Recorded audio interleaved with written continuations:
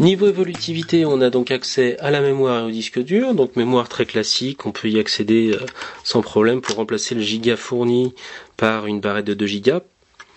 Ça, c'est pas un souci. Ce qui me pose plus de problèmes, c'est ce disque dur. Donc on a une trappe tout à fait classique, avec deux vis qui viennent s'enfermer ici et là, et on se rend compte que le disque en lui-même n'est protégé par aucune vis. C'est-à-dire que là, on a un petit espace qui existe, mais il n'y a aucune vis qui protège le disque pour l'empêcher de bouger. Donc là, tel qu'il est, j'ai rien à faire pour l'extraire de son emplacement. Il n'y a pas de vis, il n'y a rien. Donc on a un Western Digital qui se balade dans son emplacement. Si vous faites tomber votre machine par terre sur le côté, si vous la faites tomber comme ceci, votre disque dur va se désenclencher et là on a un vrai risque pour les données qui sont embarquées dans la machine. Donc ça, pour moi c'est complètement inacceptable.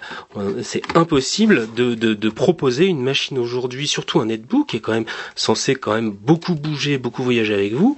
Vous pouvez très bien le glisser juste dans votre sac. Il va tomber, si vous le glissez toujours de la même façon, il va prendre du jeu, se défaire petit à petit.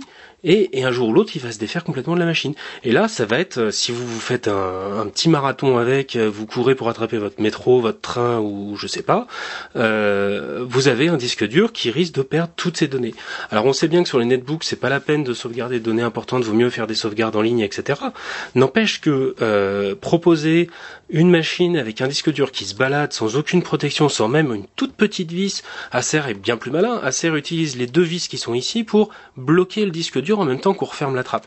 Ici, il n'y a rien du tout, et c'est vraiment incompréhensible de la part du constructeur d'avoir juste cette solution-là. C'est vraiment une économie là qui est vraiment mauvaise, mal pensée, et qui, moi, me paraît c'est impossible d'investir dans un netbook avec ce type d'équipement. Alors évidemment, on pourra bourrer ici du papier ou je sais pas, une solution, un truc de caoutchouc pour empêcher le disque de bouger, mais encore une fois, c'est pas l'utilisateur de remédier au problème de conception de la machine.